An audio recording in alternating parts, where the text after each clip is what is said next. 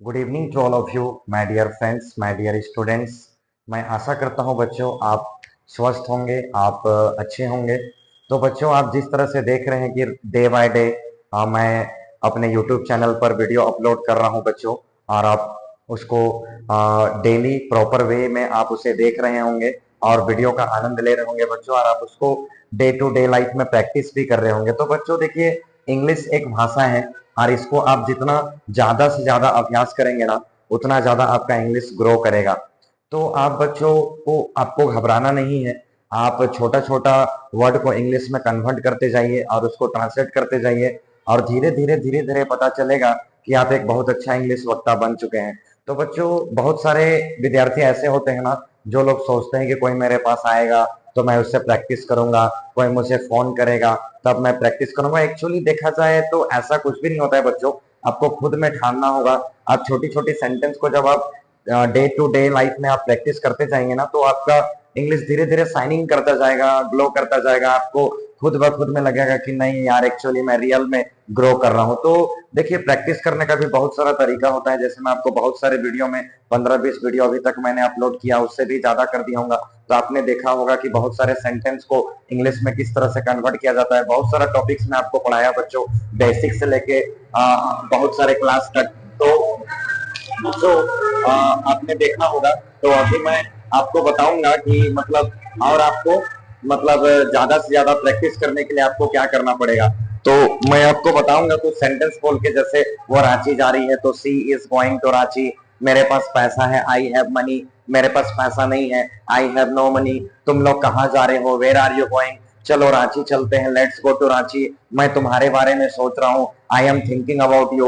Room के अंदर आ जाओ, come inside the room. Office चले जाओ, गो टू ऑफिस। बाजार चले जाओ, गो टू मार्केट। मुझे परेशान मत करो, डोंट डिस्टर्ब मी। बैलगाड़ी का जमाना चला गया, gone are the days of bullock cart. Radio का जमाना चला गया, gone are the days of radio. Screen touch का जमाना चला आया, the days of screen touch is in. Electric scooty का जमाना चला आया, the days of electric scooty is in. IPhone का जमाना चला आया, the days of iPhone is in. मैं तुमसे मिलना चाहता हूँ, I want to meet you. तुम कहाँ जाना चाहते हो, where do you want. Last class में बच्चों मैं आपको पढ़ाया था, मुझे देखते ही वो हंसने लगती है। तो she starts to laugh as soon as looks me. Spoken class आते ही बच्चे अंग्रेजी बोलने लगते हैं। Children start to speak English as soon as come to spoken class. Park जाते ही मेरी बहन इंस्टाग्राम में रील्स बनाने लगती है। My sister starts to make reels in Instagram as soon as goes to park. Hotel जाते ही वह कुछ ना कुछ ऑर्डर करने लगता है। he starts to order something or other as soon as goes to hotel। College जाती है, अपने दोस्तों से बातें करने लगती है। she starts to talk with her friends as soon as goes to college। तो ऐसे बहुत सारे एग्जांपल बच्चों में आपको कराया।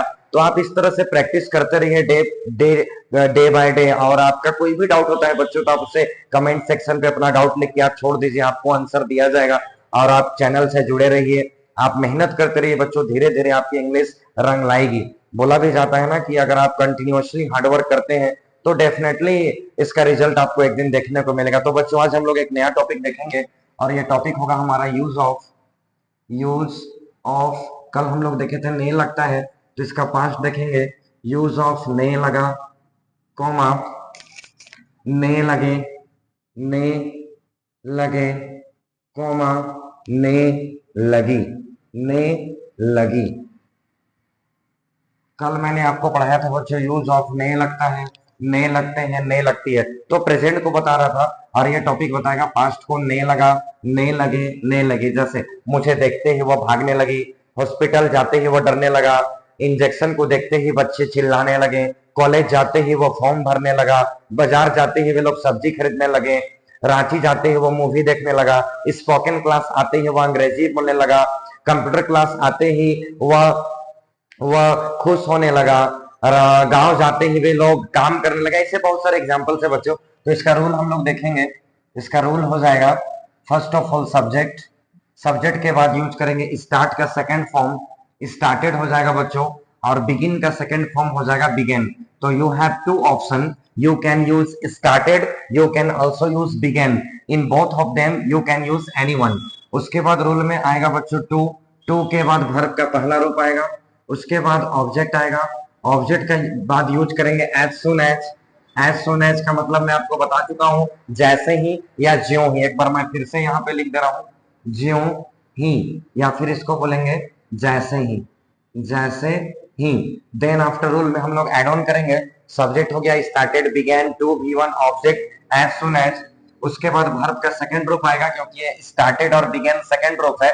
कल वाला में हमारा स्टार्ट और बिगिंस था, तो वर्ब का पहला रूप पांचवा रूप आया था। उसके बाद यहाँ पे लास्ट आ जाएगा बच्चों अदर वर्ड। अब हम लोग एग्जाम्पल करते हैं, 4-5 सेंटेंस बनाते हैं। जैसे पहला नंबर है, मुझे देखते ही, मुझे देखते ही, मुझे देखते ही वह शर्माने लगी, शर्माने लगी। मुझे देखते ही वो शर्माने लगी, तो आप देख रहे हैं यहाँ पे आपको ने लगी आ रहा है, मुझे देखते ही वो शर्माने लगी। फिर एग्जाम्पल लिखते हैं बच्चों, जैसे होटल जाते ही, होटल जाते ही, होटल जाते ही वह खाने लगा, वह खाने लगा। होटल जाते ही वह खाने लगा, ने लगा, आप देख रहे हैं। फिर लिखते हैं third number example, spoken class, spoken class आते ही, स्पोकन क्लास आते ही बच्चे, बच्चे अंग्रेजी बोलने लगे, अंग्रेजी बोलने लगे, बोलने लगे। स्पोकन क्लास आते ही बच्चे अंग्रेजी बोलने लगे। इसका हम लोग आंसर करेंगे। और एग्जाम्पल लिखते हैं, जैसे इंजेक्शन को देखते ही, इंजेक्शन को देखते ही, देखते ही, इंजेक्शन को देखते ही वह भागने लगा, इंजेक्शन को देखते ही वह भागने लगा। और एग्जाम्पल लिखते हैं, बाजार, बाजार जाते ही, बाजार जाते ही वे लोग, बाजार जाते ही वे लोग सब्जी,